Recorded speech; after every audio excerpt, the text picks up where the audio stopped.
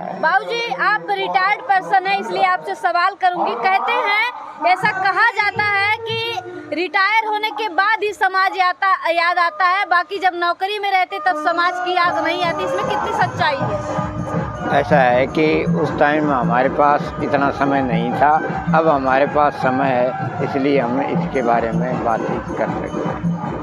Sir, आपसे भी वही सवाल, ये कड़वा सत्य है कि जब नौकरी में होते हैं तब समाज नहीं याद आता है, लेकिन जैसे ही रिटायर होते हैं उनको कहीं ना कहीं ये मन में लालच आ जाता है कि लोग हमें जानेंगे, इस वजह से वो समाज में काम करने आ जाते हैं, बाबा साहब उन्हें याद आ जाते हैं। वाजिब सवाल है आपका जी। ये कटु सत्य है, लेकिन 1981 में जब मैं MA प्रवेश का विद्यार्थी था और मेरे साथ जो गुरुदेव खड़े हैं मास्टर सुंदरलाल जी, 1981 से लेकर के हमने अलख जगाई हुई है कि समाज में एक जागृति आई, हम बच्चों को बताएं, समाज को बताएं, उनका अंधविश्वास से पीछा छुड़ाएं और उसके साथ साथ बाबा साहब के जो आदर्श हैं उनके सामने हम रखें। और उसके बाद इन सर्विस जो है हमने बच्चों को प्रेरित किया कि आप नौकरी में रहकर भी समाज में काम किए। जी, मैं प्रोफेसर था। हाँ। और प्रोफेसर होने के नाते केवल मैं बच्चों में जागृति का काम ही करता रहा हूँ, और जिस भी बच्चे को आवश्यकता पड़ी वो ऐसा महसूस करता था कि एक प्रोफेसर क्या मदद कर सकता है, वो मदद हमने बच्चों तक पहुँचाने की कोशिश की।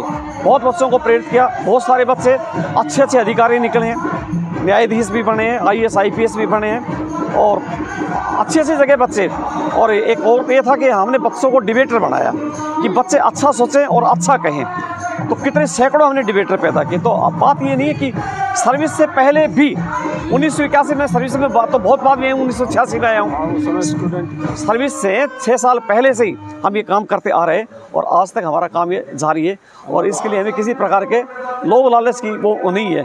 पे बैक टू द सोसाइटी हमारे दिमाग में रहा है कि बाबा साहब ने इतने संघर्ष के बाद ये सब कुछ पाया, वो लोगों तक जाना चाहिए। बाबूजी, इस पे आपकी क्या प्रतिक्रिया है? क्या आप भी नौकरी में भी समाज याद था या रिटायर होने के बाद समाज याद आया? नहीं, ऐसा कुछ हो सकता है, लेकिन हम तो जो है शुरू से ही, जैसे बताया डॉक्टर साहब ने बताया, 1981 से तो हम जो है एक्टिव हैं ही, और मानसिक तौर पर जो है पहले से भी थे।